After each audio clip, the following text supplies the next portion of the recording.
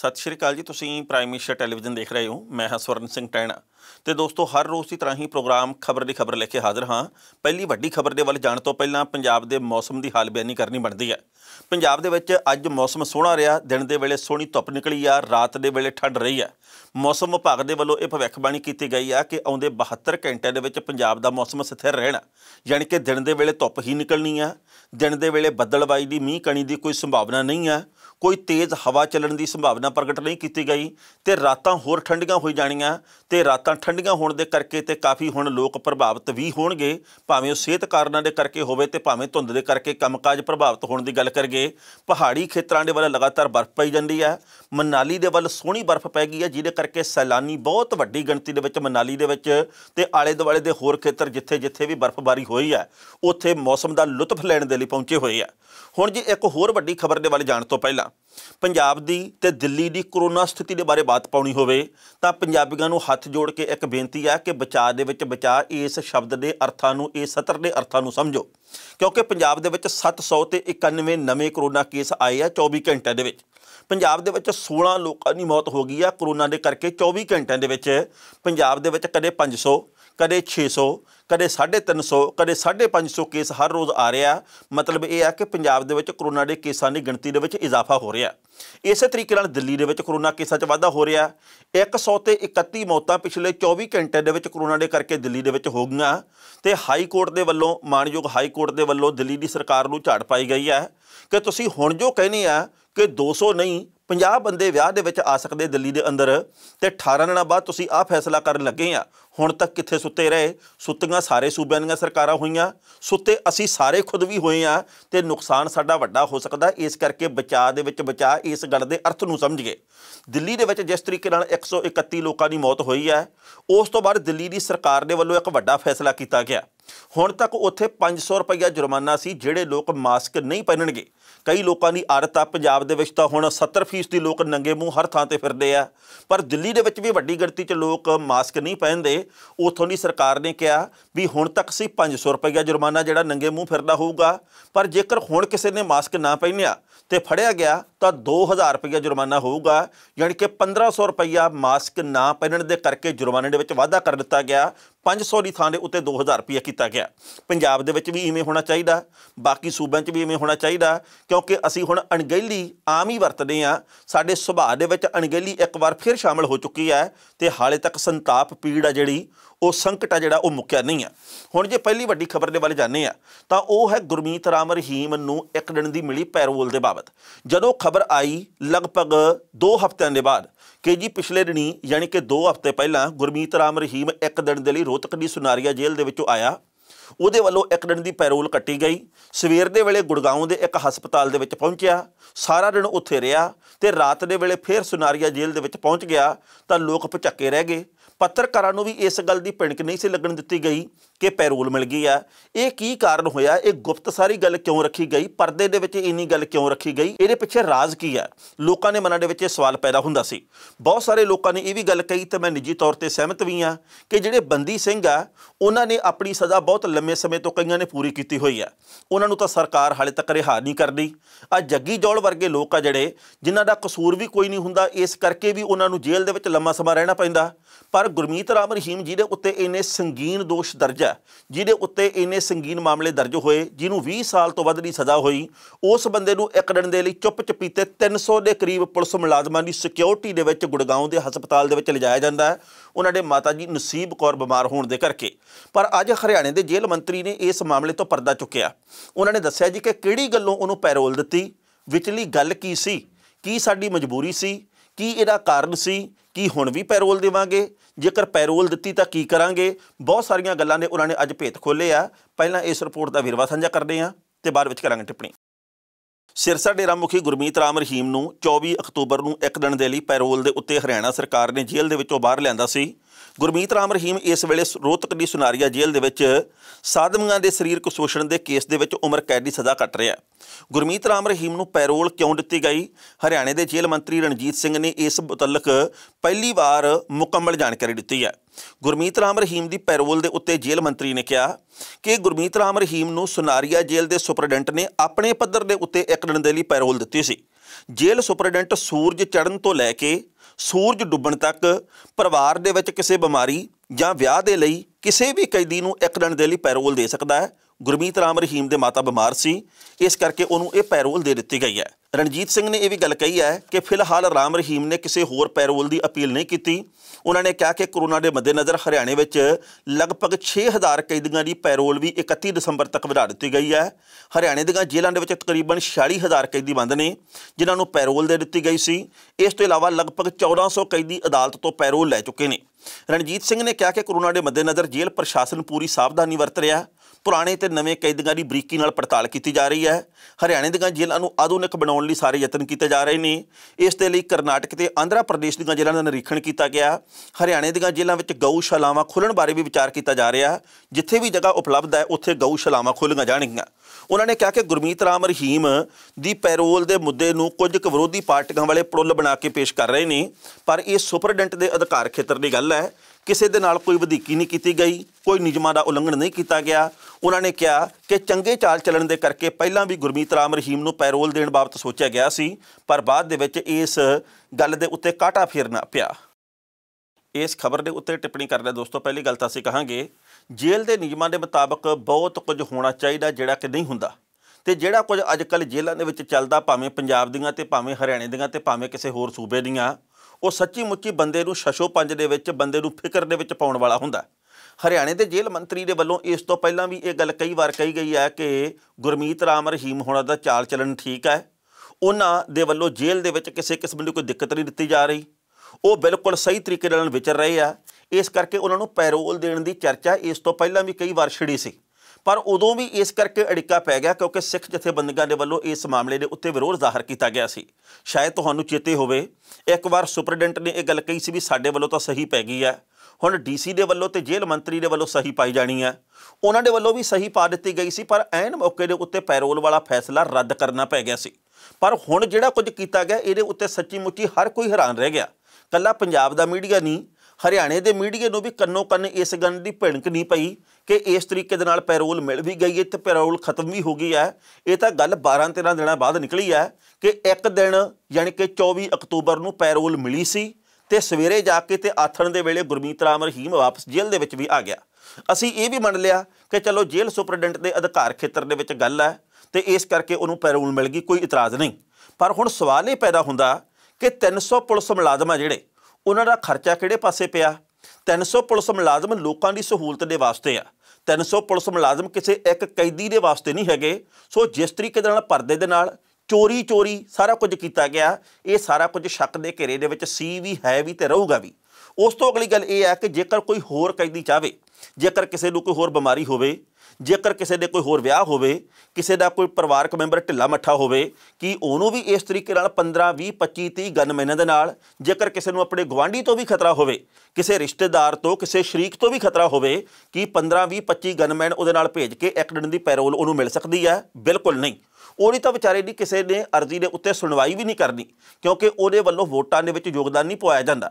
ਸੋ ਸਮੇਂ-ਸਮੇਂ ਦੇ ਉੱਤੇ ਇਸ ਮਾਮਲੇ ਦੇ ਉੱਤੇ ਕਈ ਤਰ੍ਹਾਂ ਦੀ ਚਰਚਾ ਛਿੜੀ ਹੈ ਅਤੇ ਇੱਕ ਵਾਰ ਫਿਰ ਇਸ ਮਾਮਲੇ ਦੇ ਉੱਤੇ ਕਈ ਤਰ੍ਹਾਂ ਦੇ ਸਵਾਲ ਖੜ੍ਹੇ ਹੋਏ ਆ। ਸੋ ਇਹ ਬਹੁਤ ਅਨੋਖੀ ਗੱਲ ਹੋਈ ਹੈ ਜਿਹੜੀ ਕਿ ਐਤਕੀ ਮੀਡੀਆ ਦੇ ਵਿੱਚ ਆਈ ਸਾਹਮਣੇ, ਅਤੇ ਹਰਿਆਣੇ ਦੇ ਜੇਲ੍ਹ ਮੰਤਰੀ ਦੇ ਵੱਲੋਂ ਬੇਸ਼ੱਕ ਸਫਾਈ ਦੇ ਦਿੱਤੀ ਗਈ ਹੈ, ਪਰ ਸਵਾਲ ਓਡੇ ਦੇ ਓਡੇ ਆ। ਸਵਾਲ ਇਹ ਬੌਣੇ ਨਹੀਂ ਹੋਏ, ਸਵਾਲ ਇਹ ਛੋਟੇ ਨਹੀਂ ਹੋਏ। ਉਸ ਤੋਂ ਅਗਲੀ ਗੱਲ ਇਹ ਵੀ ਹੈਗੀ ਆ, ਜਿਵੇਂ ਅਸੀਂ ਮੁੱਢ ਦੇ ਵਿੱਚ ਕਿਹਾ ਕਿ ਜੇਕਰ ਅਸੀਂ ਪੰਜਾਬ ਦੀਆਂ ਅਤੇ ਭਾਰਤ ਦੀਆਂ ਬਾਕੀ ਵੱਖ-ਵੱਖ ਜੇਲ੍ਹਾਂ ਦੇ ਨਾਲ ਜੋੜ ਕੇ ਦੇਖੀਏ ਗੱਲ, ਤਾਂ ਕਈ ਜੇਲ੍ਹਾਂ ਦੇ ਵਿੱਚ, ਪੰਜਾਬ ਸੂਬੇ ਤੋਂ ਬਾਹਰਲੀਆਂ ਜੇਲ੍ਹਾਂ ਦੇ ਵਿੱਚ ਇਸ ਵਕਤ ਬੰਦੀ ਸਿੰਘ ਹੈਗੇ ਆ ਜਿਨ੍ਹਾਂ ਨੇ ਆਪਣੀ ਜੇਲ੍ਹ ਦਾ ਸਮਾਂ ਜਿਹੜਾ ਉਹ ਪੂਰਾ ਕਰ ਲਿਆ, ਕੈਦ ਦਾ ਸਮਾਂ ਪੂਰਾ ਕਰ ਲਿਆ, ਪਰ ਹਾਲੇ ਤੱਕ ਉਹਨਾਂ ਦੀ ਰਿਹਾਈ ਨਹੀਂ ਹੋਈ। ਇਸ ਮਾਮਲੇ ਦੇ ਉੱਤੇ ਵੀ ਬੜੀ ਜੱਦੋਜਹਿਦ ਚੱਲ ਰਹੀ ਹੈ, ਬੜੇ ਸਵਾਲ ਉੱਠ ਰਹੇ ਆ, ਬੜੇ ਜਵਾਬ ਦਿੱਤੇ ਜਾ ਰਹੇ ਆ ਇੱਕ ਦੂਜੇ ਨੂੰ। ਉਹ ਰਾਜਨੀਤੀ ਕੀਤੀ ਜਾ ਰਹੀ ਹੈ, ਪਰ ਉਹਨਾਂ ਨੂੰ ਕਦੋਂ ਛੱਡਿਆ ਜਾਊਗਾ ਇਸ ਮੁਤਲਕ ਕੋਈ ਜਾਣਕਾਰੀ ਦੇ ਕੇ ਰਾਜ਼ੀ ਨਹੀਂ। ਜੱਗੀ ਜੌਲ ਦਾ ਕੇਸ ਸਾਡੇ ਸਭ ਦੇ ਸਾਹਮਣੇ ਆ। ਉਸ ਮੁੰਡੇ ਦਾ ਕਸੂਰ ਸੀ ਜਾਂ ਨਹੀਂ ਸੀ, ਅਸੀਂ ਇਸ ਪ੍ਰਸੰਗ ਦੇ ਵਿੱਚ ਨਹੀਂ ਜਾਂਦੇ, ਪਰ ਜਿਸ ਤਰੀਕੇ ਨਾਲ ਉਹਨੂੰ ਠਿੱਠ ਕੀਤਾ ਗਿਆ, ਜੋ ਕੁਝ ਉਹਦੇ ਨਾਲ ਹੋਇਆ ਸਭ ਦੇ ਸਾਹਮਣੇ ਆ। ਅਤੇ ਜੇਕਰ ਉਹਦੀ ਰਿਹਾਈ ਦੇ ਵਿੱਚ, ਉਹਦੀ ਪੈਰੋਲ ਦੇ ਵਿੱਚ ਅੜਿੱਕੇ ਪੈਂਦੇ ਸੀ ਅਤੇ ਇੱਥੇ ਚੋਰੀ ਸਾਰਾ ਕੁਝ ਹੋ ਜਾਂਦਾ। ਮਤਲਬ ਇਹ ਆ ਵੀ ਤਕੜੇ ਦਾ ਹਮੇਸ਼ਾ 7ਵੀਂ ਹੀ 100 ਹੁੰਦਾ। ਹੁਣ ਬੇਸ਼ੱਕ BJP ਦੇ ਵੱਲੋਂ ਇਹ ਗੱਲ ਕਹੀ ਜਾਵੇ ਕਿ ਜੀ ਇਹਦਾ ਵੋਟਾਂ ਨਾਲ ਕੋਈ ਸੰਬੰਧ ਨਹੀਂ, ਅਸੀਂ ਡੇਰੇਦਾਰ ਦੇ ਨਾਲ ਕੋਈ ਨੇੜਤਾ ਨਹੀਂ ਰੱਖ ਰਹੇ, ਅਸੀਂ ਤਾਂ ਨਿਯਮਾਂ ਦੇ ਮੁਤਾਬਕ ਸਭ ਕੁਝ ਕਰ ਰਹੇ ਹਾਂ। ਪਰ ਮਨ ਦੇ ਵਿੱਚ ਇਹ ਸਵਾਲ ਉੱਠਣਾ ਕੁਦਰਤੀ ਹੈ ਕਿ ਜੇਕਰ 300 ਪੁਲਿਸ ਕਰਮਚਾਰੀ ਨਾਲ ਲਾ ਕੇ ਤੇ ਐ ਬਖਤਰਬੰਦ ਗੱਡੀਆਂ ਦੇ ਵਿੱਚ ਤੇ ਅੱਗੇ ਪਿੱਛੇ ਗੱਡੀਆਂ ਦੇ ਕਾਫਲੇ ਘੂਕਾਂ ਪਾਉਣੇ ਜਾਂਦੇ ਆ ਗੁੜਗਾਉਂ ਦੇ ਹਸਪਤਾਲ ਦੇ ਵੱਲ, ਤਾਂ ਕਿ ਜੇਲ੍ਹ ਦੇ ਵਿੱਚ VVIP ਸਹੂਲਤਾਂ ਨਹੀਂ ਮਿਲਦੀਆਂ ਹੋਣੀਆਂ। ਜਦੋਂ ਵੀ ਇਹ ਸਵਾਲ ਪੈਦਾ ਹੁੰਦਾ ਉਦੋਂ ਹਰਿਆਣੇ ਦੇ ਜੇਲ੍ਹ ਵਿਭਾਗ ਦੇ ਮੰਤਰੀ ਦੇ ਵੱਲੋਂ ਤੇ ਸੁਪਰਡੈਂਟ ਸਾਹਿਬ ਦੇ ਵੱਲੋਂ ਕਿਹਾ ਜਾਂਦਾ ਕਿ ਜੀ ਆਮ ਕੈਦੀਆਂ ਦੇ ਵਾਂਗ ਹੀ ਗੁਰਮੀਤ ਰਾਮ ਰਹੀਮ ਨੂੰ ਰੱਖਿਆ ਜਾ ਰਿਹਾ, ਉਹਨਾਂ ਨੂੰ ਕੋਈ ਵੀ ਵੱਖਰੀ ਸਹੂਲਤ ਨਹੀਂ ਦਿੱਤੀ ਜਾ ਰਹੀ। ਪਰ ਜਿਸ ਤਰੀਕੇ ਨਾਲ ਪੈਰੋਲ ਮਿਲੀ ਹੈ, ਜਿਵੇਂ ਚੋਰੀ ਸਭ ਕੁਝ ਕੀਤਾ ਗਿਆ, ਉੱਥੋਂ ਇਹ ਗੱਲ ਕਲੀਅਰ ਹੋ ਜਾਂਦੀ ਹੈ ਕਿ ਜੇਲ੍ਹ ਦੇ ਵਿੱਚ ਵੀ ਕੀ ਮਿਲਦਾ ਹੋਊਗਾ ਤੇ ਕੀ ਨਹੀਂ। ਪੰਜਾਬ ਦੇ ਮੁੱਖ ਮੰਤਰੀ ਕੈਪਟਨ ਅਮਰਿੰਦਰ ਸਿੰਘ ਦੇ ਵੱਲੋਂ ਕੇਂਦਰ ਦੀ ਸਰਕਾਰ ਦੇ ਮੂਹਰੇ ਬੇਨਤੀ ਕੀਤੀ ਗਈ ਹੈ, ਜਾਂ ਇਹ ਸ਼ਬਦ ਵਰਤ ਲਈਏ ਕਿ ਇੱਕ ਵਾਰ ਫਿਰ ਤਰਲਾ ਜਾ ਮਾਰਿਆ ਗਿਆ। ਉਹਨਾਂ ਨੇ ਇਹ ਗੱਲ ਕਹੀ ਹੈ ਜੀ ਕਿ ਮਾਲ ਗੱਡੀਆਂ ਦੇ ਨਾਲ ਨਾ ਜੋੜੀ ਜਾਵੇ ਇਹ ਗੱਲ ਕਿ ਅਸੀਂ ਮੁਸਾਫਰ ਗੱਡੀਆਂ ਚੱਲਣ ਦੇਣੀਆਂ, ਕਿਉਂਕਿ ਮੁਸਾਫਰ ਗੱਡੀਆਂ ਚੱਲਣੀਆਂ ਵੱਖਰੀ ਗੱਲ ਹੈ ਤੇ ਮਾਲ ਗੱਡੀਆਂ ਚਲਾਉਣਾ ਸਮੇਂ ਦੀ ਬਹੁਤ ਵੱਡੀ ਜ਼ਰੂਰਤ ਹੈ। ਇਸ ਕਰਕੇ ਜ਼ਰੂਰਤ ਨੂੰ ਭਾਂਪਿਆ ਜਾਵੇ, ਜ਼ਰੂਰਤ ਨੂੰ ਸਮਝਿਆ ਜਾਵੇ। ਆਪਾਂ ਜਾਣਦੇ ਹਾਂ ਕਿ ਪੰਜਾਬ ਦੇ ਕਿਸਾਨ ਇਸ ਵਕਤ ਰੇਲ ਦੀਆਂ ਪਟੜੀਆਂ ਦੇ ਉੱਤੇ ਨਹੀਂ ਬੈਠੇ, ਇਹ ਤਾਂ ਬਦਨਾਮ ਕਰਨ ਦੀਆਂ ਚਾਲਾਂ। ਇਹ ਤਾਂ ਇਸ ਕਰਕੇ ਕਿਹਾ ਜਾ ਰਿਹਾ ਜੀ ਕਿ ਅਸੀਂ ਉਹਨਾਂ ਦੇ ਮੋਢੇ ਨੂੰ ਵਰਤਣਾ ਵੀ ਆ, ਆਪਦੇ ਨਿਸ਼ਾਨੇ ਵਿੰਨਣੇ ਆ ਸਿਆਸਤ ਦੇ ਲਈ, ਤੇ ਜਾਂ ਫਿਰ ਇਹ ਗੱਲ ਕਹੀਏ ਜਿਵੇਂ ਸਿਆਣੇ ਕਹਿੰਦੇ ਹੁੰਦੇ ਵੀ ਲੱਤ ਦੇ ਥੱਲੋਂ ਲਗਾਉਣੇ ਆ, ਪਹਿਲਾਂ ਆਹ ਕੰਮ ਕਰੋ ਫਿਰ ਅਸੀਂ ਆਹ ਕੰਮ ਤੁਹਾਡਾ ਕਰਾਂਗੇ। ਪੰਜਾਬ ਦੇ ਕਿਸਾਨ ਇਸ ਵਕਤ ਆਪਣੀ ਜ਼ਿੱਦ ਦੇ ਉੱਤੇ ਵੀ ਆ, ਉਹ ਆਪਣੇ ਜਜ਼ਬੇ ਦੇ ਉੱਤੇ ਵੀ ਕਾਇਮ ਆ। ਉਹਨਾਂ ਦੇ ਵੱਲੋਂ ਦ੍ਰਿੜਤਾ ਦੇ ਨਾਲ ਅੱਗੇ ਤੋਂ ਅੱਗੇ ਸੰਘਰਸ਼ ਵਧਾਇਆ ਜਾ ਰਿਹਾ। ਪਰ ਪੰਜਾਬ ਦੇ ਮੁੱਖ ਮੰਤਰੀ ਨੇ ਗੱਲ ਕਹੀ ਹੈ ਕਿ ਪੰਜਾਬ ਸਮੇਤ ਆਲੇ ਦੁਆਲੇ ਦੇ ਕਈ ਸੂਬਿਆਂ ਦਾ ਹੁਣ ਤੱਕ ਨੁਕਸਾਨ ਹੋ ਚੁੱਕਿਆ ਆਰਥਿਕ ਤੌਰ ਦੇ ਉੱਤੇ ਬਹੁਤ ਵੱਡਾ, ਕਿਉਂਕਿ ਜੇਕਰ ਮਾਲ ਗੱਡੀਆਂ ਨਹੀਂ ਆਉਂਦੀਆਂ ਤਾਂ ਇਕੱਲੇ ਪੰਜਾਬ ਦਾ ਨਹੀਂ, ਸਾਡੇ ਫੌਜੀ ਵੀਰਾਂ ਦਾ ਵੀ ਨੁਕਸਾਨ ਆ, ਕਿਉਂਕਿ ਠੰਡ ਸਿਖਰ ਦੇ ਉੱਤੇ ਪਹੁੰਚਦੀ ਜਾ ਰਹੀ ਹੈ, ਬਰਫ਼ ਪੈਣ ਲੱਗ ਪਈ ਹੈ। ਜੰਮੂ ਕਸ਼ਮੀਰ 'ਚ ਲੇਹ ਲਦਾਖ ਦੇ ਵਿੱਚ ਵੀ ਉਹਨਾਂ ਦੀਆਂ ਲੋੜਾਂ ਦੀ ਪੂਰਤੀ ਦੇ ਵਾਸਤੇ ਬਹੁਤ ਸਾਰੇ ਸਮਾਨ ਦੀ ਜ਼ਰੂਰਤ ਹੈ। ਮਾਲ ਗੱਡੀਆਂ ਪੰਜਾਬ 'ਚੋਂ ਨਹੀਂ ਨਿਕਲਣਗੀਆਂ ਤੇ ਅਗਲੇ ਪਾਸੇ ਵੀ ਸਮਾਨ ਕੀ ਜਾਊਗਾ ਤੇ ਕਿੰਨਾ ਕੁ ਤੁਸੀਂ ਸੜਕੀ ਰਸਤੇ ਦੇ ਰਾਹੀਂ ਸਮਾਨ ਪਹੁੰਚਾ ਦਿਓਗੇ। ਕੈਪਟਨ ਅਮਰਿੰਦਰ ਸਿੰਘ ਦੇ ਇਸ ਤਰਲੇ ਦੇ ਉੱਤੇ ਕੇਂਦਰ ਦੀ ਸਰਕਾਰ ਕਿੰਨਾ ਕੁ ਗੌਰ ਕਰੂ, ਇਹ ਤਾਂ ਵਕਤ ਦੱਸੂ। ਪਰ ਪਹਿਲਾਂ ਇਸ ਰਿਪੋਰਟ ਦਾ ਵੇਰਵਾ ਸਾਂਝਾ ਕਰਦੇ ਹਾਂ ਤੇ ਬਾਅਦ ਵਿੱਚ ਕਰਾਂਗੇ ਟਿੱਪਣੀ। ਪੰਜਾਬ ਦੇ ਮੁੱਖ ਮੰਤਰੀ ਕੈਪਟਨ ਅਮਰਿੰਦਰ ਸਿੰਘ ਨੇ ਮੌਜੂਦਾ ਸੰਕਟ ਦੇ ਹੱਲ ਲਈ ਆਪਣੇ ਯਤਨਾਂ ਨੂੰ ਤੇਜ਼ ਕਰਦਿਆਂ ਕੇਂਦਰ ਸਰਕਾਰ ਨੂੰ ਫਰਾਖਦਿਲੀ ਦਿਖਾਉਂਦੇ ਹੋਏ ਮਾਲ ਗੱਡੀਆਂ ਦੀਆਂ ਸੇਵਾਵਾਂ ਦੀ ਬਹਾਲੀ ਦੇ ਲਈ ਯਾਤਰੀ ਰੇਲਾਂ ਦੀ ਆਵਾਜਾਈ ਨਾਲ ਨਾ ਜੋੜਨ ਦੀ ਅਪੀਲ ਕੀਤੀ ਹੈ।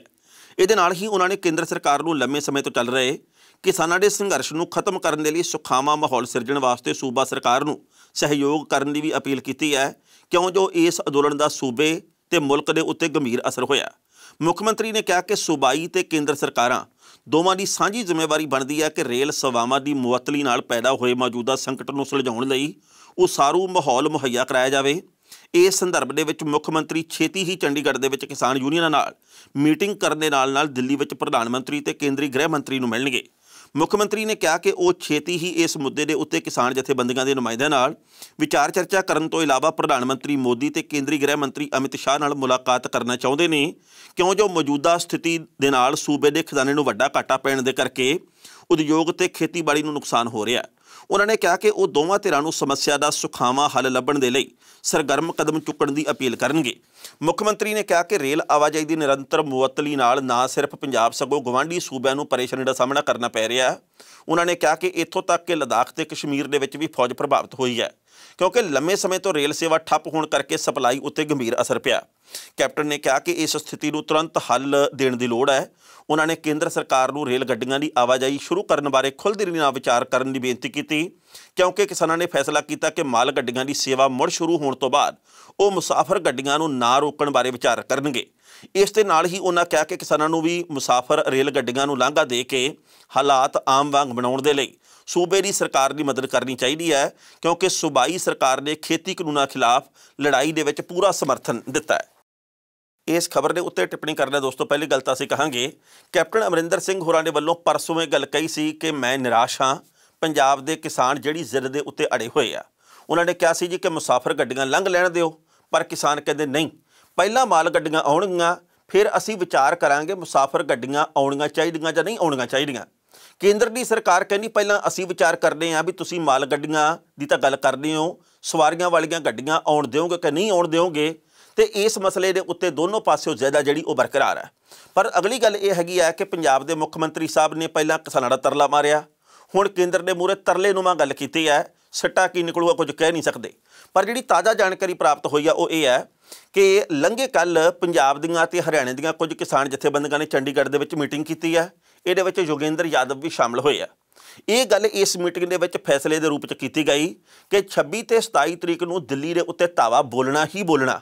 ਭਾਰਤ ਦੀਆਂ 500 ਤੋਂ ਵੱਧ ਕਿਸਾਨ ਜਥੇਬੰਦੀਆਂ ਦਿੱਲੀ ਦੇ ਵਿੱਚ ਕੇਂਦਰ ਦੀ ਸਰਕਾਰ ਨੂੰ ਵਕਤ ਪਾਉਣ ਵਾਸਤੇ 26 ਤੇ 27 ਤਰੀਕ ਨੂੰ ਕੂਚ ਕਰਨਗੀਆਂ ਦਿੱਲੀ ਦੇ ਵੱਲ। ਤੇ ਪੰਜਾਬ ਦੀਆਂ ਜਿਹੜੀਆਂ ਕਿਸਾਨ ਜਥੇਬੰਦੀਆਂ ਉਹ ਦਿੱਲੀ ਦੇ ਵੱਲ ਜਾਣਗੀਆਂ 5 ਵੱਖ-ਵੱਖ ਰਸਤਿਆਂ ਦੇ ਰਾਹੀਂ। ਤੇ ਜਿੱਥੇ ਵੀ ਪੁਲਿਸ ਦੇ ਵੱਲੋਂ ਰੋਕ ਲਿਆ ਗਿਆ ਕਿਸਾਨ ਜਥੇਬੰਦੀਆਂ ਨੂੰ, ਮੰਨ ਲਓ ਇੱਕ ਲਾਂਘੇ ਤੇ ਰੋਕ ਲਿਆ ਗਿਆ, ਦੂਜੇ ਤੇ ਰੋਕ ਲਿਆ ਗਿਆ, ਤੀਜੇ ਤੇ ਰੋਕ ਲਿਆ ਗਿਆ, ਤੇ ਉਹਨਾਂ ਨੇ ਕਿਹਾ ਵੀ ਜਿੱਥੇ ਰੋਕ ਲਿਆ ਗਿਆ ਅਸੀਂ ਉੱਥੇ ਹੀ ਅਣਮਿੱਥੇ ਸਮੇਂ ਦੇ ਧਰਨੇ ਦੇ ਉੱਤੇ ਪ੍ਰਦਰਸ਼ਨ ਤੇ ਬੈਠ ਜਾਣਾ ਤੇ ਦਿੱਲੀ ਨੂੰ ਜਾਣ ਤੇ ਆਉਣ ਵਾਲੇ ਅਸੀਂ ਸਾਰੇ ਰਾਹ ਬਲੌਕ ਕਰ ਦੇਣੇ ਆ। ਪਰ ਉਸ ਤੋਂ ਪਹਿਲਾਂ ਆਖਰੀ ਹੰਭਲਾ ਜਿਹੜਾ ਉਹ 21 ਤਰੀਕ ਦੇ ਰੂਪ ਦੇ ਵਿੱਚ ਹੈ, ਯਾਨੀ ਕਿ ਭਲਕੇ ਇੱਕ ਵਾਰ ਫਿਰ ਕੇਂਦਰ ਦੇ ਕੁਝ ਮੰਤਰੀਆਂ ਦੇ ਨਾਲ ਪੰਜਾਬ ਦੇ ਕਿਸਾਨਾਂ ਦੀ ਮਹੱਤਵਪੂਰਨ ਮੀਟਿੰਗ ਹੋਣੀ ਹੈ। ਜੇ ਤਾਂ ਇਸ ਮੀਟਿੰਗ ਦੇ ਵਿੱਚ ਕੋਈ ਸਾਰਥਕ ਸਿੱਟਾ ਨਿਕਲਿਆ, ਜੇ ਤਾਂ ਇਹਦੇ ਵਿੱਚੋਂ ਕੋਈ ਨਾ ਕੋਈ ਹੱਲ ਨਿਕਲਿਆ ਤਾਂ ਫਿਰ ਤਾਂ ਗੱਲ ਠੀਕ ਹੈ, ਨਹੀਂ ਤਾਂ ਫਿਰ 26 ਤੇ 27 ਨੂੰ ਪੰਜਾਬ ਦੇ ਤੇ ਸਮੁੱਚੇ ਭਾਰਤ ਦੇ ਕਿਸਾਨ ਆਪਣਾ ਜਲਵਾ ਪੇਸ਼ ਕਰਨਗੇ ਤੇ ਉਸ ਤੋਂ ਬਾਅਦ ਲੜਾਈ ਆਰ ਜਾਂ ਪਾਰ ਦੀ ਛਿੜ ਪੈਣੀ ਹੈ। ਕਿਉਂਕਿ ਕਿਸਾਨ ਇਹ ਗੱਲ ਕਹਿੰਦੇ ਵੀ ਜੇਕਰ ਕੇਂਦਰ ਨੂੰ ਸਾਡਾ ਫਿਕਰ ਨਹੀਂ ਤੇ ਸਾਡੇ ਵੱਲੋਂ ਵੀ ਉਹਨਾਂ ਦਾ ਕੋਈ ਫਿਕਰ ਨਹੀਂ ਕੀਤਾ ਜਾਣਾ, ਉਹ ਤਰਲੇ ਮਾਰਨ ਜਾਂ ਕੁਝ ਵੀ ਕਹਿਣ, ਉਹ ਆਪਣੀ ਥਾਂ ਤੇ ਅੜੇ ਰਹਿਣ, ਅਸੀਂ ਆਪਣੀ ਥਾਂ ਦੇ ਉੱਤੇ ਅੜੇ ਹੋਏ ਹਾਂ। ਨਸ਼ਾ ਤਸਕਰ ਗੁਰਦੀਪ ਸਿੰਘ ਰਾਣੋ ਦੇ ਮਾਮਲੇ ਦੇ ਉੱਤੇ ਲਗਾਤਾਰ ਨਵੀਆਂ ਖਬਰਾਂ ਹਰ ਰੋਜ਼ ਆ ਰਹੀਆਂ। ਹੁਣ ਜਾਣਕਾਰੀ ਇਹ ਵੀ ਪ੍ਰਾਪਤ ਹੋਈ ਹੈ ਕਿ ਅਮਰੀਕਾ ਤੇ ਕੈਨੇਡਾ ਤੋਂ ਉਸ ਬੰਦੇ ਨੂੰ ਫੰਡਿੰਗ ਹੁੰਦੀ ਸੀ ਨਸ਼ੇ ਦੇ ਲਈ। ਹਾਲੇ ਬਹੁਤ ਸਾਰੀਆਂ ਪਰਤਾਂ ਖੁੱਲ੍ਹਣੀਆਂ। ਜੇਕਰ ਸਹੀ ਤਰੀਕੇ ਨਾਲ, ਪਾਰਦਰਸ਼ੀ ਤਰੀਕੇ ਦੇ ਨਾਲ ਪਰਤਾਂ ਖੁੱਲ੍ਹਣ ਤਾਂ ਬੜੇ ਚਿਹਰੇ ਨੰਗੇ ਹੋਣਗੇ, ਪਰ ਇੱਦਾਂ ਸ਼ਾਇਦ ਹੋਵੇ ਨਾ, ਕਿਉਂਕਿ ਇਹਦੇ ਪਿੱਛੇ ਕਈ ਕਾਰਨ ਜਿਹੜੇ ਤੁਸੀਂ ਵੀ ਜਾਣਦੇ ਹੋ, ਅਸੀਂ ਵੀ ਜਾਣਦੇ ਹਾਂ ਕਿ ਕਈ ਨੰਗੇ ਚਿਹਰੇ ਨਾ ਹੋ ਜਾਣ, ਇਸ ਕਰਕੇ ਕਈ ਕੁਝ ਦੇ ਉੱਤੇ ਸ਼ਾਇਦ ਪੋਚਾ ਵੀ ਫੇਰਿਆ ਜਾਵੇ, ਕਈ ਕੁਝ ਢੱਕਿਆ ਵੀ ਜਾਵੇ। ਹੋ ਸਕਦਾ ਕਿ ਆਉਂਦੇ ਸਮੇਂ ਦੇ ਵਿੱਚ ਕੋਈ ਨਾ ਕੋਈ ਨਵਾਂ ਖੁਲਾਸਾ ਹੋ ਵੀ ਜਾਵੇ, ਪਰ ਉਹ ਚਮਤਕਾਰ ਵਾਲੀ ਗੱਲ ਹੋਣੀ ਹੈ। ਪਰ ਜਿਹੜੀ ਜਾਣਕਾਰੀ ਪ੍ਰਾਪਤ ਹੋਈ ਆ ਉਹ ਇਹ ਹੈ ਵੀ ਇੱਕ ਤਾਂ ਕੈਪਟਨ ਅਮਰਿੰਦਰ ਸਿੰਘ ਦੇ OSD ਅੰਕਿਤ ਨੂੰ ਇਸ ਵਕਤ ਬਰਖਾਸਤ ਕਰਨ ਦੀ ਮੰਗ ਕੀਤੀ ਜਾ ਰਹੀ ਹੈ। ਦੂਜੀ ਗੱਲ ਇਹ ਵੀ ਸਵਾਲ ਦੇ ਰੂਪ ਦੇ ਵਿੱਚ ਕੀਤੀ ਜਾ ਰਹੀ ਹੈ ਵੀ ਉਹ ਕਿਹੜੇ ਕਾਰਨ ਆ ਜਿਹਦੇ ਕਰਕੇ ਰਾਣੋ ਵਰਗੇ ਨਸ਼ਾ ਤਸਕਰ ਨੂੰ ਇਸ ਵਕਤ ਇੰਨੇ ਵੱਡੇ ਪੱਧਰ ਦੇ ਉੱਤੇ ਸਿਕਿਉਰਿਟੀ ਮਿਲਦੀ ਹੈ। ਉਹਨੇ ਦੇਸ਼ ਦੇ ਲਈ ਬਹੁਤ ਕੁਝ ਕੀਤਾ, ਉਹਨੇ ਕੌਮ ਦੇ ਲਈ ਬਹੁਤ ਕੁਝ ਕੀਤਾ, ਉਹ ਪੰਜਾਬ ਦੇ ਲਈ ਬਹੁਤ ਵੱਡੀਆਂ ਕੋਈ ਲੜਾਈਆਂ ਲੜਿਆ, ਉਹਦੇ ਉੱਤੇ ਕਿਹੜੀ ਇਸ ਵਕਤ ਮਿਜ਼ਾਈਲ ਡਿੱਗਣੀ ਆ, ਉਦੋਂ ਕਿਉਂ ਇੰਨੀ ਸਿਕਿਉਰਿਟੀ ਦਿੱਤੀ ਜਾ ਰਹੀ ਆ? ਇਹ ਕਿਹੜਾ ਮਾਜਰਾ, ਇਹ ਵਿਚਲੀ ਗੱਲ ਕੀ ਹੈ? ਕਿ ਉਹਨੂੰ ਕੋਈ ਅੱਤਵਾਦੀ ਜਥੇਬੰਦੀਆਂ ਦਾ ਖਤਰਾ, ਕਿ ਉਹ ਦੇਸ਼ ਦਾ ਕੋਈ ਚੁਣਿਆ ਹੋਇਆ ਇਸ ਵਕਤ ਨੁਮਾਇੰਦਾ? ਇਹਦੇ ਪਿੱਛੇ ਵਜ੍ਹਾ ਕੀ ਹੈ? ਉਹਦੇ ਮੂਹਰੇ ਪਾਇਲਟ ਗੱਡੀਆਂ, ਅੱਗੇ ਪਿੱਛੇ ਪਾਇਲਟ ਗੱਡੀਆਂ ਘੁੰਮਦੀਆਂ, ਉਹ ਇਸ ਵਕਤ ਮੰਤਰੀਆਂ ਦੇ ਨਾਲ ਵੀ ਰਹਿੰਦਾ, ਉਹਨੂੰ ਇੰਨੀ ਵੱਡੀ ਸਿਕਿਉਰਿਟੀ ਮਿਲੀ ਹੋਈ ਆ, ਪੁਲਿਸ ਮੁਲਾਜ਼ਮ ਉਹਨੂੰ ਸਲੂਟ ਮਾਰ ਕੇ ਲੰਘਦੇ ਆ। ਵਿਚਲੀ ਗੱਲ ਕੀ ਹੈ? ਆਮ ਆਦਮੀ ਪਾਰਟੀ ਦੇ ਕੁਝ ਨੇਤਾਵਾਂ ਨੇ ਇਹ ਸਵਾਲ ਕੀਤੇ ਕੈਪਟਨ ਅਮਰਿੰਦਰ ਸਿੰਘ ਨੂੰ। ਉੱਤਰ ਤਾਂ ਵੈਸੇ ਨਹੀਂ ਮਿਲਣੇ, ਪਰ ਪਹਿਲਾਂ ਇਸ ਰਿਪੋਰਟ ਦਾ ਵੇਰਵਾ ਤੇ ਬਾਅਦ ਵਿੱਚ ਕਰਾਂਗੇ ਟਿੱਪਣੀ। ਸਾਬਕਾ ਅਕਾਲੀ ਸਰਪੰਚ ਤੇ ਮੌਜੂਦਾ ਕਾਂਗਰਸੀ ਆਗੂ ਗੁਰਦੀਪ ਸਿੰਘ ਰਾਣੋ ਨਾਲ ਸੰਬੰਧਿਤ ਨਸ਼ਾ ਤਸਕਰੀ ਦੇ ਕੇਸ ਦੇ ਵਿੱਚ ਹਵਾਲਾ ਦੇ ਰਾਹੀਂ ਕੈਨੇਡਾ, ਅਮਰੀਕਾ ਆਦਿ ਦੇਸ਼ਾਂ ਤੋਂ ਹੁੰਦੀ ਫੰਡਿੰਗ ਦੇ ਖੁਲਾਸੇ ਤੋਂ ਬਾਅਦ ਆਮ ਆਦਮੀ ਪਾਰਟੀ ਨੇ ਇਸ ਕੇਸ ਨੂੰ ਹੋਰ ਗੰਭੀਰਤਾ ਨਾਲ ਲੈਣ ਦੀ ਮੰਗ ਕੀਤੀ ਹੈ। ਆਪ ਦੇ ਬਰਨਾਲਾ ਤੋਂ ਵਿਧਾਇਕ ਤੇ ਯੂਥ ਵਿੰਗ ਦੇ ਸੂਬਾ ਪ੍ਰਧਾਨ ਗੁਰਬੀਤ ਸਿੰਘ ਮੀਤ ਹੇਰ ਨੇ ਕਿਹਾ ਕਿ ਤਸਕਰ ਰਾਣੋ ਦੇ ਕੈਪਟਨ ਅਮਰਿੰਦਰ ਸਿੰਘ ਦੇ OSD ਅੰਕਿਤ ਬਾਂਸਲ ਨਾਲ ਗੂੜੇ ਸੰਬੰਧ ਨੇ। ਇਸ ਲਈ ਜਾਂਚ ਨੂੰ ਪ੍ਰਭਾਵਿਤ ਹੋਣ ਤੋਂ ਬਚਾਉਣ ਦੇ ਲਈ CM ਨੂੰ ਫੌਰੀ ਤੌਰ ਦੇ ਉੱਤੇ OSD ਬਰਖਾਸਤ ਕਰਨਾ ਚਾਹੀਦਾ। ਉਹਨਾਂ ਨੇ ਕਿਹਾ ਕਿ ਪਿਛਲੀ ਅਕਾਲੀ ਸਰਕਾਰ ਦੇ ਵਿੱਚ ਵੀ ਰਾਜਨੀਤਿਕ ਆਗੂਆਂ ਦੀ ਸ਼ਹਿ ਕਰਕੇ ਨਸ਼ਾ ਤਸਕਰਾਂ ਖਿਲਾਫ ਕੋਈ ਕਾਰਵਾਈ ਨਹੀਂ ਕੀਤੀ ਗਈ। ਮੌਜੂਦਾ ਸਰਕਾਰ ਦੇ ਸਮੇਂ ਵੀ ਉਸੇ ਲੜੀ ਨੂੰ ਅੱਗੇ ਤੋਰਿਆ ਜਾ ਰਿਹਾ। ਹੇਰ ਨੇ ਕਿਹਾ ਕਿ ਪਹਿਲਾਂ ਅਕਾਲੀ ਤੇ ਹੁਣ ਕਾਂਗਰਸੀ ਆਗੂਆਂ ਨਾਲ ਰਾਣੋ ਦੇ ਨਿੱਜੀ ਸਬੰਧਾਂ ਦੀਆਂ ਖਬਰਾਂ ਸੋਸ਼ਲ ਮੀਡੀਆ ਤੇ TV ਅਖਬਾਰਾਂ ਦੇ ਵਿੱਚ ਆ ਚੁੱਕੀਆਂ ਨੇ ਤੇ ਅਜਿਹੀਆਂ ਵੀਡੀਓ ਵੀ ਸਾਹਮਣੇ ਆਈਆਂ ਜਿਨ੍ਹਾਂ ਵਿੱਚ ਪ੍ਰਮੁੱਖ ਸਿਆਸੀ ਆਗੂ ਰਾਣੋ ਨਾਲ ਉਹਦੀ ਗੱਡੀ ਦੇ ਵਿੱਚ ਘੁੰਮਦੇ ਨਜ਼ਰ ਆਏ ਨੇ। ਹੇਰ ਮੁਤਾਬਕ ਲੋਕਡਾਊਨ ਦੌਰਾਨ ਰਾਣੋ ਦੁਆਰਾ ਬੇਰੋਕ ਟੋਕ ਪੂਰੇ ਪੰਜਾਬ ਦੇ ਵਿੱਚ ਘੁੰਮ ਕੇ ਨਸ਼ਾ ਵੇਚਣ ਦੀਆਂ ਖਬਰਾਂ ਦੀ ਗੰਭੀਰਤਾ ਨਾਲ ਪੜਤਾਲ ਕਰਦਿਆਂ ਜ਼ਿੰਮੇਵਾਰ ਅਧਿਕਾਰੀਆਂ ਤੇ ਰਾਜਨੀਤਿਕ ਆਗੂਆਂ ਤੋਂ ਪੁੱਛ ਪੜਤਾਲ ਹੋਣੀ ਚਾਹੀਦੀ ਹੈ। ਉਹਨਾਂ ਨੇ ਮੰਗ ਕੀਤੀ ਕਿ ਤਸਕਰ ਰਾਣੋ ਤੇ ਕੈਪਟਨ ਦੇ OSD ਅੰਕਿਤ ਬਾਂਸਲ ਦੇ ਫੋਨ ਕਾਲ ਦੀ ਡਿਟੇਲ ਵੀ ਜਾਂਚ ਕੀਤੀ ਜਾਵੇ ਤੇ ਇਹਨੂੰ ਜਨਤਕ ਕੀਤਾ ਜਾਵੇ। ਮੰਗ ਇਹ ਵੀ ਕੀਤੀ ਗਈ ਹੈ ਕਿ ED ਵੱਲੋਂ ਰਾਣੋ ਤੇ ਬਾਂਸਲ ਵੱਲੋਂ ਨਸ਼ੇ ਦੇ ਪੈਸੇ ਨਾਲ ਬਣਾਈਆਂ ਜਾਇਦਾਦਾਂ ਦੀ ਪੜਤਾਲ ਹੋਣੀ ਚਾਹੀਦੀ ਹੈ। ਇਸ ਖਬਰ ਦੇ ਉੱਤੇ ਟਿੱਪਣੀ ਕਰਦਾ ਦੋਸਤੋ, ਪਹਿਲੀ ਗੱਲ ਤਾਂ ਅਸੀਂ ਕਹਾਂਗੇ ਇਹ ਨੁਕਤੇ ਆਪਣੇ ਆਪ ਦੇ ਵਿੱਚ ਬਹੁਤ ਸਹੀ ਹੈ। ਇਹ ਸਵਾਲ ਗਲਤ ਨਹੀਂ ਆ ਕਿ ਉਸ ਬੰਦੇ ਨੂੰ ਸਿਕਿਉਰਿਟੀ ਕਿਹੜੀ ਗੱਲੋਂ ਮਿਲਦੀ ਹੈ, ਉਹਨੇ ਕਿਹੜਾ ਐਸਾ ਕੱਦੂ ਦੇ ਵਿੱਚ ਤੀਰ ਮਾਰਿਆ ਜਿਹਦੇ ਕਰਕੇ ਉਹਨੂੰ ਇੰਨੀ ਮਾਣ ਸਨਮਾਨ ਵਾਲੀ ਸਿਕਿਉਰਿਟੀ ਮਿਲਦੀ ਹੈ, ਉਹਨੇ ਕਿਹੜੀ ਐਸੀ ਜੰਗ ਜਿੱਤੀ ਹੈ ਜਿਹਦੇ ਕਰਕੇ ਉਹਨੂੰ ਸਿਕਿਉਰਿਟੀ ਤੋਂ ਬਿਨਾਂ ਗੁਜ਼ਾਰਾ ਨਹੀਂ ਹੁੰਦਾ। ਪਰ ਇੱਥੇ ਸਾਰਾ ਕੁਝ ਚੱਲਦਾ ਆਪਾਂ ਜਾਣਦੇ ਹਾਂ। ਜੇ ਕਿਸੇ ਲੋੜਵੰਦ ਬੰਦੇ ਨੂੰ ਜ਼ਰੂਰਤ ਹੋਵੇ ਤਾਂ ਪੁਲਿਸ ਮੁਲਾਜ਼ਮ ਉਹਦੀ ਬਾਤ ਨਹੀਂ ਪੁੱਛਦੇ, ਪਰ ਇਹ ਆ ਵੀ ਜੇਕਰ ਉੱਤੋਂ ਹੁਕਮ ਆਇਆ ਹੋਵੇ ਤਾਂ ਫਿਰ ਅੱਗੇ ਪਿੱਛੇ ਗੱਡੀਆਂ ਵੀ ਘੂਕਾਂ ਪਾਉਂਦੀਆਂ। ਇਹ ਸਾਰਾ ਕੁਝ ਚੱਲਦਾ ਸੀ ਤੇ ਪਤਾ ਨਹੀਂ ਕਿੰਨਾ ਚਿਰ ਚੱਲਣਾ, ਪਰ ਜੋ ਚੱਲਦਾ ਉਹ ਗਲਤ ਹੈ। ਪਰ ਅਗਲੀ ਗੱਲ ਇਹ ਹੈਗੀ ਆ ਕਿ ਆਮ ਆਦਮੀ ਪਾਰਟੀ ਦੇ ਵੱਲੋਂ ਮੁੱਦਾ ਚੁੱਕਿਆ ਗਿਆ, ਸਿਰਫ ਆਮ ਆਦਮੀ ਪਾਰਟੀ ਦੇ ਵੱਲੋਂ ਹੀ ਚੁੱਕਿਆ ਗਿਆ ਜਾਂ ਫਿਰ ਲੋਕ ਇਨਸਾਫ ਪਾਰਟੀ ਨੇ ਚੁੱਕਿਆ। ਤੇ ਇਸ ਤੋਂ ਬਿਨਾਂ ਨਾ ਤਾਂ ਅਕਾਲੀ ਦਲ ਦਾ ਕੋਈ ਨੇਤਾ ਇਸ ਮੁਤਲਕ ਬਹੁਤਾ ਇਸ ਕਰਕੇ ਨਹੀਂ ਬੋਲਦਾ ਕਿਉਂਕਿ ਉਹ ਅਕਾਲੀ ਦਲ ਦੇ ਵਿੱਚ ਵੀ ਰਿਹਾ ਤੇ ਮੌਕਾ ਭਾਂਪ ਕੇ ਉਹ ਕਾਂਗਰਸ ਦੇ ਵਿੱਚ ਆ ਗਿਆ ਤੇ ਕਾਂਗਰਸ ਦੇ ਆਗੂਆਂ ਨਾਲ ਨੇੜਤਾ ਕਰਕੇ ਬਹਿ ਗਿਆ। ਇਸ ਕਰਕੇ ਦੋਨਾਂ ਪਾਰਟੀਆਂ ਦੇ ਆਗੂ ਬਹੁਤੇ ਵੱਡੇ ਪੱਧਰ ਦੇ ਉੱਤੇ ਬੋਲਦੇ ਨਹੀਂ, ਪਰ ਰਾਣੋ ਹੋਵੇ ਜਾਂ ਭੋਲਾ ਹੋਵੇ ਤੇ ਪਤਾ ਨਹੀਂ ਕਿੰਨੇ ਰਾਣੋ ਤੇ ਕਿੰਨੇ ਭੋਲੇ ਇੱਥੇ ਹੈਗੇ ਆ ਜਿਹੜੇ ਹਾਲੇ ਵੀ ਲਗਾਤਾਰ ਨਸ਼ਾ ਤਸਕਰੀ ਦਾ ਕੰਮ ਕਰਦੇ ਆ। ਜਦੋਂ ਕਦੇ ਫੜੇ ਜਾਣਗੇ ਉਦੋਂ ਬਚਾ ਲਏ ਜਾਣਗੇ, ਪਰ ਇਸ ਵਕਤ ਰਾਣੋ ਦੇ ਕੋਲੋਂ ਕਹਿੰਦੇ ਆ ਵੀ ਈਡੀ ਦੇ ਵੱਲੋਂ ਪੁੱਛ ਪੜਤਾਲ ਕੀਤੀ ਜਾ ਰਹੀ ਹੈ। ਨਤੀਜਾ ਕੀ ਸਾਹਮਣੇ ਆਊਗਾ, ਕਿਹੜੇ ਖੁਲਾਸੇ ਹੋਣਗੇ, ਇਹ ਵਕਤ ਨੇ ਬਿਆਨ ਕਰਨਾ। ਖਬਰਾਂ ਦੋਸਤੋ ਕਈ ਹੋਰ ਵੀ ਸਨ, ਪਰ ਜੋ ਵਕਤ ਦੀ ਘਾਟ ਹੈ ਇਹ ਰੁਕਣ ਦਾ ਇਸ਼ਾਰਾ ਕਰ ਰਹੀ ਹੈ। ਕੱਲ੍ਹ ਨੂੰ ਇਸੇ ਵੇਲੇ ਖਬਰ ਦੀ ਖਬਰ ਲੈ ਕੇ ਫਿਰ ਹਾਜ਼ਰ ਹੋਵਾਂਗੇ। ਉਦੋਂ ਤੱਕ ਲਈ ਆਗਿਆ ਦਿਓ। ਬਹੁਤ ਬਹੁਤ ਮਿਹਰਬਾਨੀ।